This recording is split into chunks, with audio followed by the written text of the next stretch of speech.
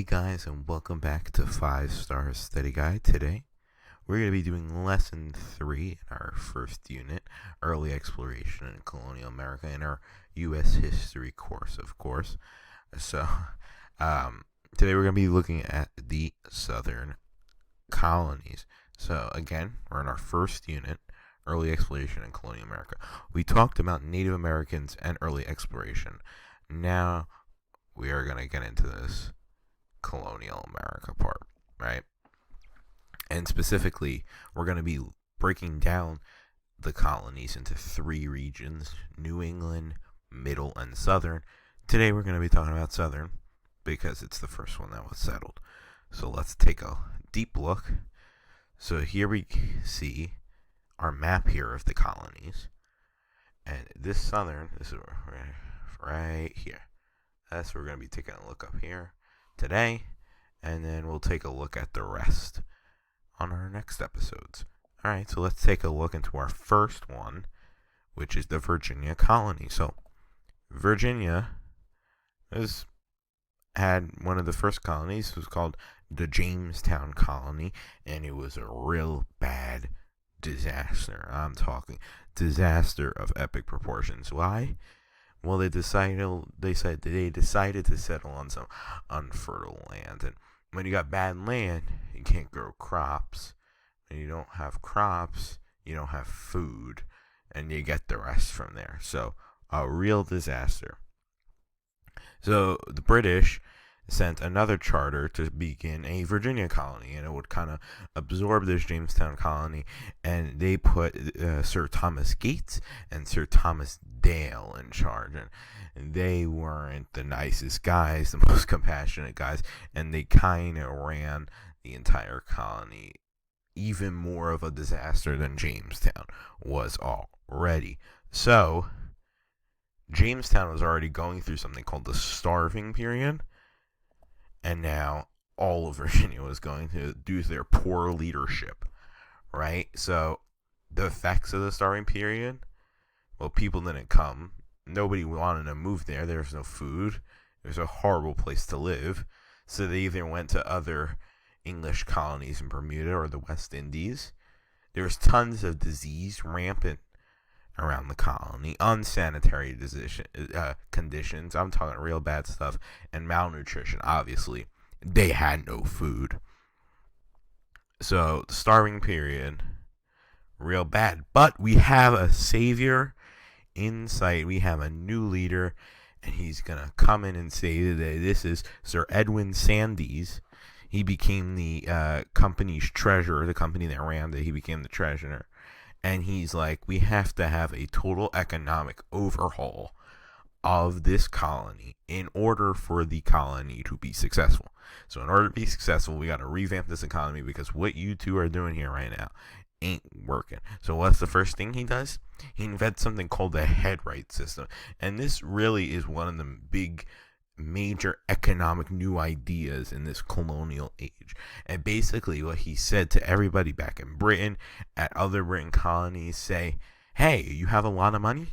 Send people who don't have a lot of money to our Virginia colony, and we'll give you land.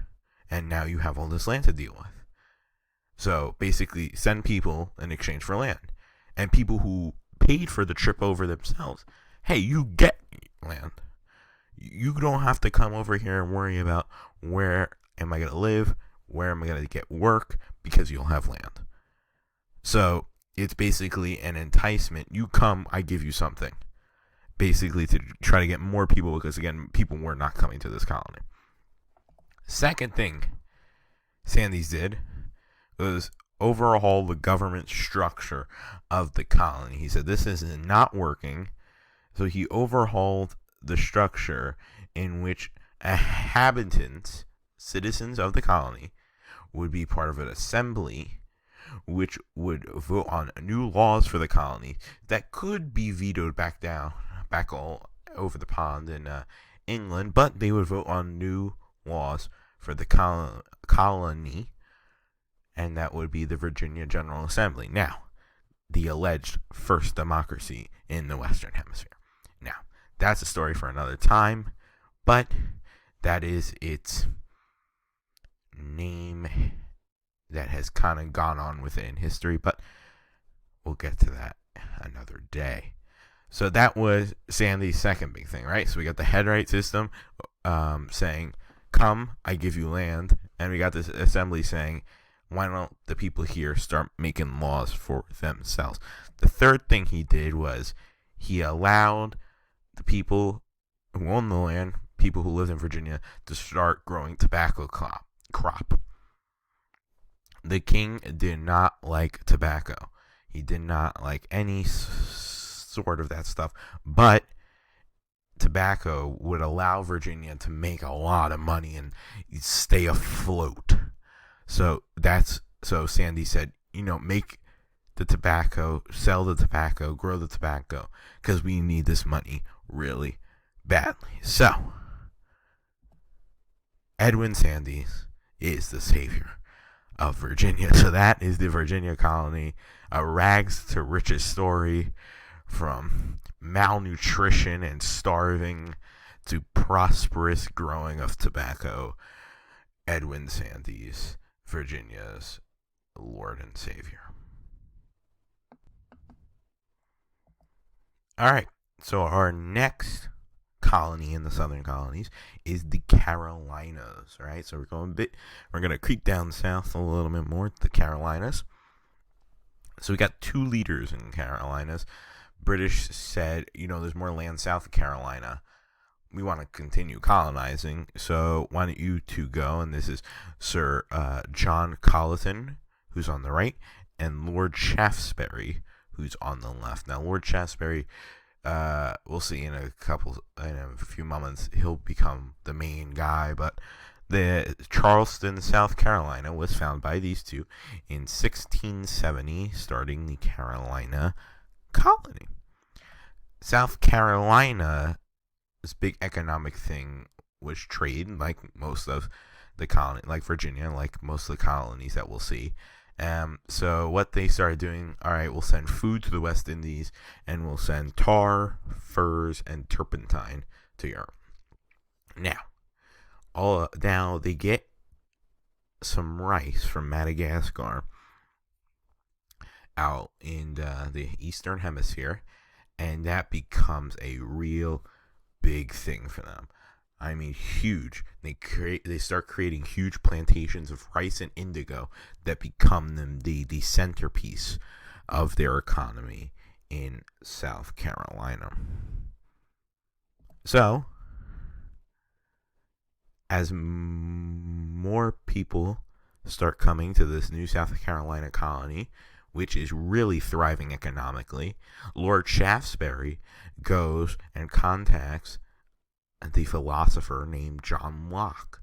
Now, if you've studied world history, if you've dabbled in it, we won't get into it too much in this course, but John Locke is basically a big philosopher, and he had a lot of ideas about government and people's relation with government and so on, and religion. So we won't get into it here, but Lord Shaftesbury says, hey, John, can you help me create a government for my new colony? And he says, sure, and they draft a constitution for the Carolinas. So there will be a governor, an assembly, and a council in the colony. So South Carolina was really booming economically around Charleston. Charleston had, they had the big rice plantations, they had the trades, there was a big port there. So Charleston was really the center of the economic, but it was also just the center of the colony itself. I mean, there was nothing else. There was Charleston and a couple small towns, and that was the entire colony of South Carolina. So Charleston really pulled its weight when it came to the success of the South Carolina colony. Now, you might be asking, South Carolina, where is North Carolina? Well, North Carolina takes a little bit longer to get some people to come over, but eventually people come over from England. A couple Germans come over. Some people from Virginia come down, and some more people from New England who want to try to restart their journey come down and start populating North Carolina. Now, North Carolina had the problems. They really didn't have a crop or something to center their economy out of, trade, something like that. So they had less profit than South Carolina. So they were really not doing well economically. There were less people. It took a long time for North Carolina to get populated because people saw the big economic boom in South Carolina and said, I'm going there. I'm going to Charleston, which became like this huge place for people to come to. There's less educated people. So Charleston, you think you have a city, you have philanthropists, ports and stuff. North Carolina didn't have an economy, didn't have many educated people, and they also had less slaves to do work. So back then, most regular people, non-slaves, didn't do much work. So if they didn't have enslaved people, they really couldn't do any work. So South Carolina better than North Carolina. So South Carolina, really big economic success. Everything but Charleston. Charleston really carried its weight. North Carolina, it's just nothing at this point. Colonial North Carolina is really just nothing at this point. So let's move on to our final southern colony, and that is Georgia. So Georgia is actually the last colony to be founded. You know, the English say, all right, one last one. Let's send down to old Georgia, and it becomes the 13th British colony. Now, they enlist a bunch of philanthropists to go, and they acquire the land, and they find the city of Savannah, Georgia. And Savannah, Georgia really becomes the epicenter of this new Georgia colony, as you can see right down south from our beautiful Carolinas that we just talked about. So, one of the philanthropists decided, hey, let's have no slavery. We don't like slavery. No slavery. Let's not have any slavery. And then they looked around, kind of like what North Carolina had, and said, when we have all these people coming with large plots of land, we'll see, for a couple moments how big of an agricultural colony it would become. Well, we don't really have anybody to do the work, much like North Carolina's problem. So they said, yes, okay, let's allow slavery. That was basically. So they're like, no slavery. Oh, well, we don't have anybody to do the work. Okay, fine. Yes, slavery. Let's go. Really bad thing. People didn't think back then. But, okay. So, as I said, slavery, they needed people to work on these farms because Georgia was a big agricultural state. Like, huge agricultural state. That was basically the center of all their economy. People from England, people from other colonies came to Georgia because of how great of an agricultural state it was becoming. Not state, colony, excuse me. So it became really good with all these more people. Much like the slavery law, they also created a new rule saying, let's not have any brandy, any rum, any alcohol. Let's keep that out of here. We wanted to be a successful colony. And that was a big thing for them. A big thing for the philanthropists were, let's make this a successful colony. It's the last one. We want to get it right. Let's do it. So, number one, strict rules, laws, 13 colony. That was the number one success. Number two success was how big of an agricultural state it became. And the third success is that it was a buffer colony. And you might be saying, what do you mean buffer colony? Well, if you see here, Florida did not belong to the English. It was Spanish Florida. So Georgia acted as a buffer between Spanish Florida and the rest of the colonies with South Carolina, and they really did a good job of saying, hey, you stay over there, don't come over into us. And it really helped Georgia, build up a reputation as a really solid, good colony. So Georgia equals success. That was the philanthropist's goal, and they succeeded in it. They wanted a successful colony, and they got it. They laid down strict rules. They got good people to move there. They got a good economy going.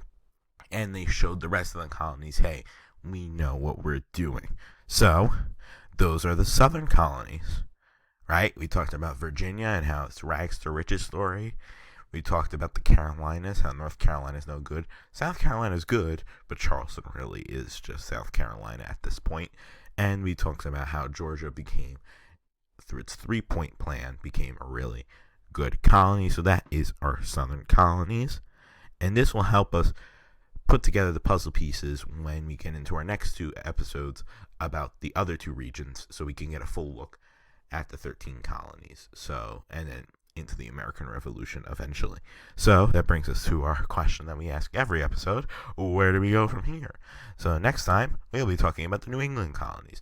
Now you might be thinking, so we're going to go south and then all the way up north. What about the middle colonies?